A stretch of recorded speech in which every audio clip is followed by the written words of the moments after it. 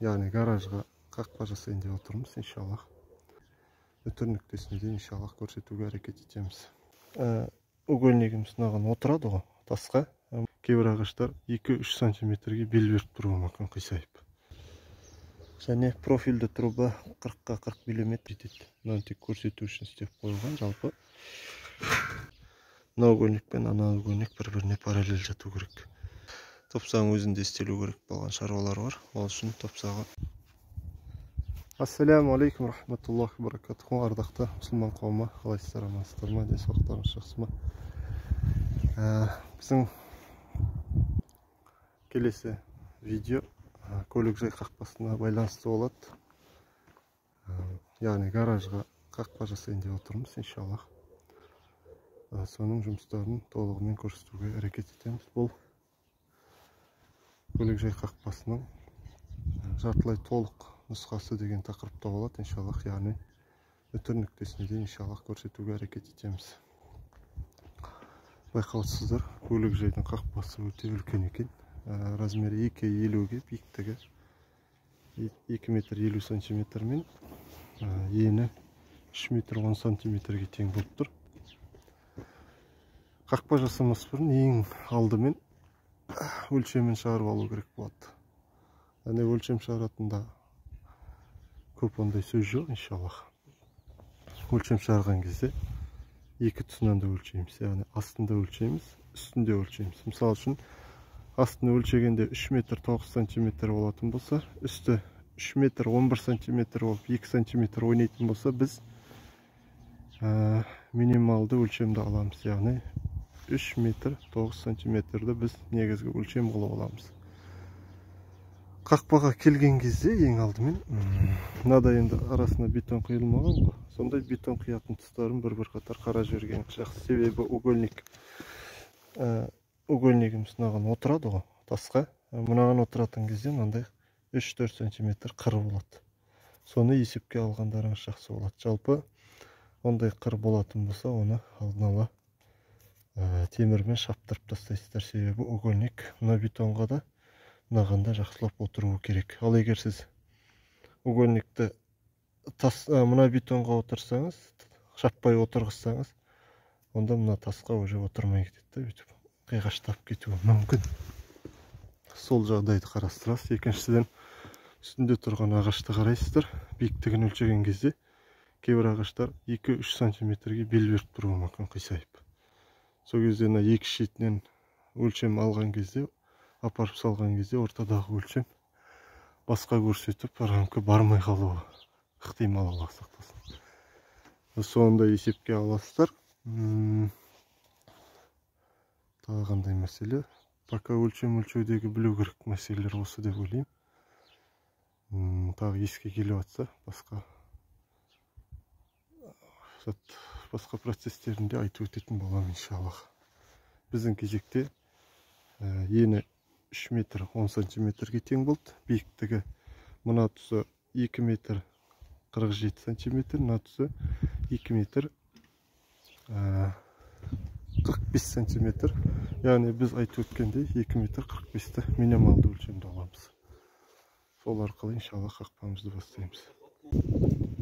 Екінші этап, бірінші материалдарды бір ауыз айтып жіберейік. Материалдар негізгі рамкасы 63 мм угольниктен болады. Толщинасы 4 мм жоғасы. Және профильді труба 40-40 мм. Толщина 1,5 мм. Қалыңдығы да жалпы. Осы жабдықтар арқылы құралады. Келесі материалдарды сол шығып жұмыс жасалатын кезде айта берем. 63 мм угольниктен рамка құрастырып аламыз бірінші. Негізгі өлшемдерімен кесіп айтып кететін жағдай, негізгі өлшемінде алған кезде биіктігінде зазор тасталады осыры. Зазор деп отқам жаңа. Мына рамка гараждың қабырғасына орналасқан кезде притик бармас үшін, яғни қысыңқы бармасы үшін азғантай орын тастап кету керек болады. Зазор дегеніміз сол. Биіктігінен үлкендеу кылып тастай берген зыян жок, себеби арасында илгичтери бар, заттары бар. Ода көп проблема болмойт. Биздин кезекте 2.45 эт, бийиктигин 2.40 кылдык. 2.40 болду, 5 сантиметр зазор тастадык. Ал ийине минималдуу түрдө зазор тасталган жакшы болот. Минималдуу зазор дегенimiz негизи 3 болотун болсо, биз 1,5 сантиметрге чейин, яғни 15 мм зазор тастадык. Тагы бир айтып кететін жагдай, өлчөмдөрүн кескен кезде ийини жагы 3 болуп кесилетін болсо, мына бийиктиги жагы кичкене 63 мм косулат. Яғни эки шетине де 63 мм косулганда ол 12 сантиметрге тең болот. 12 сантиметр 6 мм-ге тең болот. Ал эгер оны коспаган жагдайда ол мындай күйдө болот. Мындай косулатын болсо 63 мм ол жабын мынакка дейин жетет. Мына тек көрсөтүү үчүн истеп коюлган. Жалпы булай түшөт. Дел осулай түшөт. Сосын мына кесилип алып тастайын. Кабыргага отургузулатын кезде мына тусы кесилип алып тасталат. Сонда уже мына 4-5 кабыргага кийилип кетет деген мағына. Жалпы куратын кезде, коюп аткан кезде де осы айткан әңгімелерди толуктуруп жиберем иншаллах.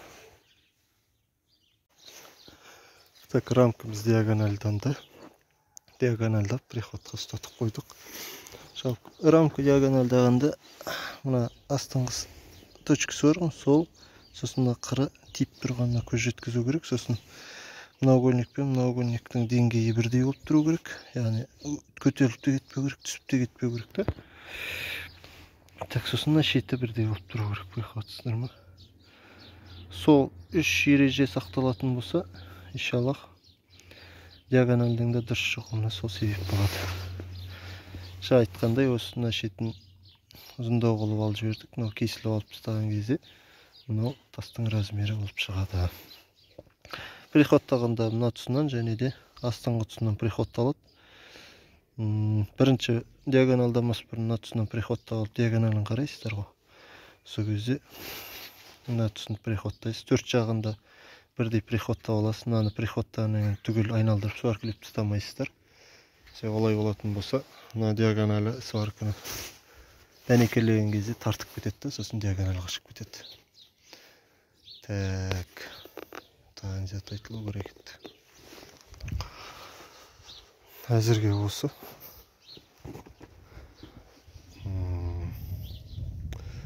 Тағы бірден айтам. Айтпақшына.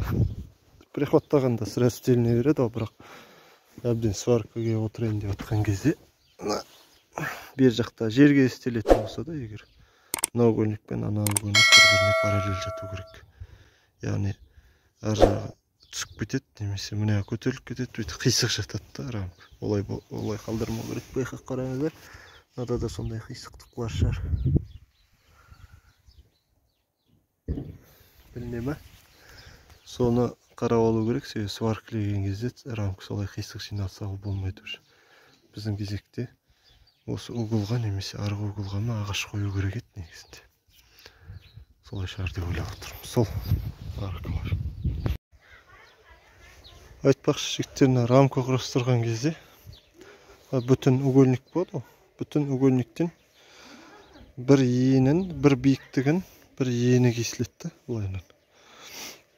Так, есепке дұрыс болсын деп екі биіктігін бір угольниктен кесіп алсаңыз, мына еніне жетпей қалады да қалғаны. Сондықтан да бір угольниктен биіктігінен бір штук, енінен бір штук кессеңіздер жақсы есеп болады иншалла. Айтып отқан мынандай ғой. Типа сіз мысал үшін бірінші биіктігін екеуін бір атала кесіп тастағыңыз келеді да, бір угольниктен. Бір угольниктен екеуін кесіп тастағаннан кейін жақсы ол кесіледі, кусокта ауысады жақсы. Ал мынау ені ұзындау ғой, чем биіктігіне қарағанда 3 метр болатын болса, келесі екінші угольникті кесетін кезде осы 3 метрден екеуі шықпай қалады да. Сондықтан да бірінші ұзыннан біреуін кесіп аласыз, бір өгөлніктен, екінші өгөлніктен де мына ұзын жағынан кесіп аласыңыз. Сосын қалғаны екі биіктігіне жететін болады иншалла. Соны ұмытып кетіппін. Так, приходтаған кезде де мына шетінен толық дәнекерленеді, және мына ішкі жағы бар ғой, сол да дәнекерленеді. Және де мына тасқа отыратын жерін кесіп тасталынады бүйтіп. Мына жерде тұрады ғой, мана көрсеткендей. Сол кесіп тасталынады. Кескен кезде де сварканы толық алып жібермеу керек та, мына жақта сварка бар ғой. Сварка бар, сол толық алып жібермеу керек та, бір 5 мм жоғарыдан алсаңыз сварка ұстап тұрады. Сосын лист отыратын жерден былай қарай, мына жерге бүйтіп лист келеді ғой. Лист отыратын жерден төмен қарай дәнекерлеп тастасаңыздар болады. Ол бірақ маңызды емес. Әдемілік үшін сваркалай жіберген жақсы.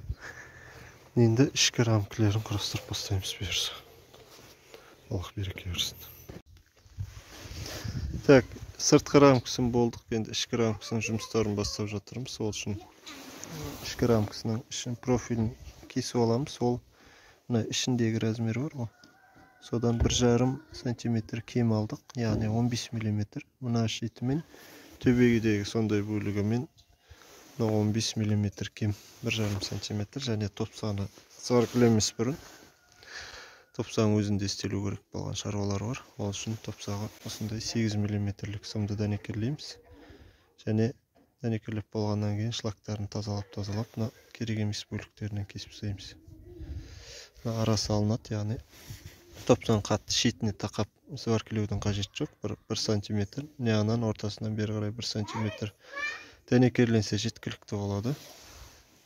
Бұл жағы есіктің оңай ашылып жабылуы үшін көп әсер етеді иншалла. Мына өзіне приходтақ қойдық. Әдетте тискіге қысып істейтін едім, енді тиски жоқ болғаннан кейін өзіне приходтақ қазір кесіп тазалап дәнекерлейміз. Және топса майлануы керек міндетті түрде. Себебі